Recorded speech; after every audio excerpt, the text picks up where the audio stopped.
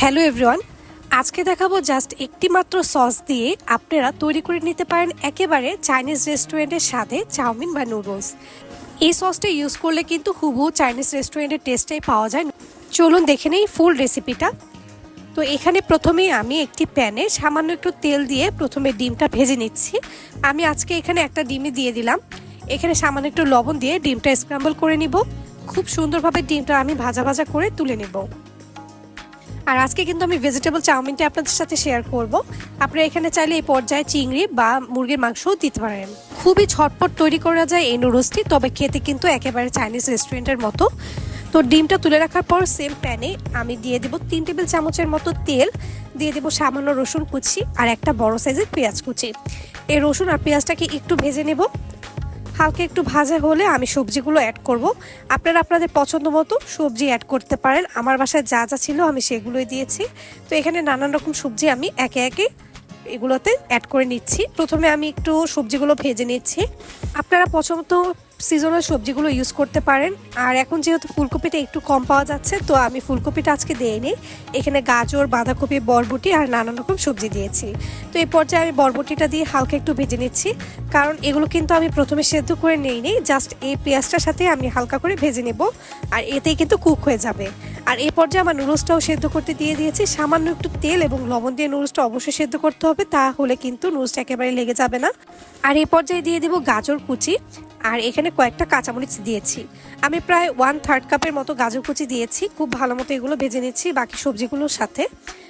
আর এগুলো একটু হালকা আছে আমি ভেজে নিচ্ছি যাতে ভালো মতো সেদ্ধ হয়।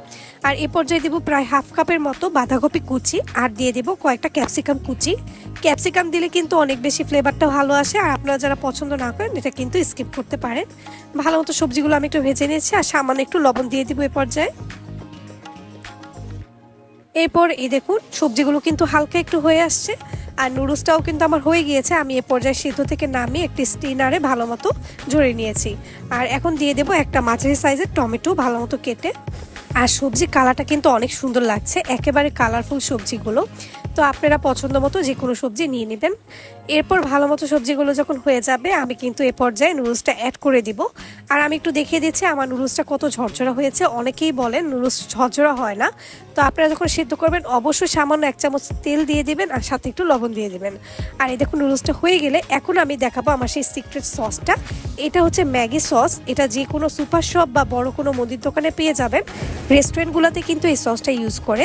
তো এখানে আমি এই পর্যায়ে দিয়ে দিলাম 2 চা চামচের মতো ম্যাগি সস।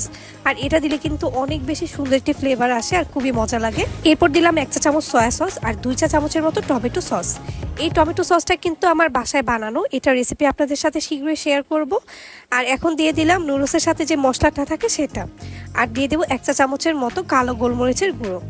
ব্যাস হয়ে গেল। এরপর খুব সুন্দরভাবে মিক্স করে নেব। উপর থেকে আমার সেই স্ক্র্যাম্বল করা ডিমটাও দিয়ে দিলাম, দিয়ে ভালো মতো আমি মিক্স করে নিচ্ছি। আর পরিমাণ মতো লবণ দিয়ে দিব, আর আমি সামান্য অল্প একটু চিনিও দিয়েছিলাম।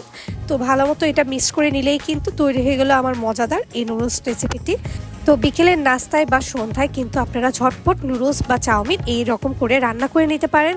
আর এই সসটা দিয়ে কিন্তু খুব বেশি মজা হয়, একেবারে চাইনিজ রেস্টুরেন্টের মতো।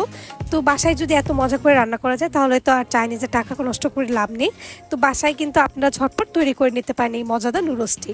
আর এখানে যদি আপনারা মাংস কিংবা চিংড়ি মাছ অ্যাড করেন তাহলে কিন্তু এটার টেস্ট আরও দ্বিগুণ হবে। তো এই ছিল আমার আজকের রেসিপিটি, আমি নামিয়ে সার্ভ করলাম। কেমন লাগলো আমার রেসিপিটি জানাবেন। ভালো লাগলে অবশ্যই লাইক এবং কমেন্ট করবেন, আর আমার চ্যানেলের সাথেই থাকবেন। সামনে কিন্তু আরও অনেক রেসিপি নিয়ে আসবো। সবাইকে অসংখ্য ধন্যবাদ আমার রেসিপিটি দেখার জন্য।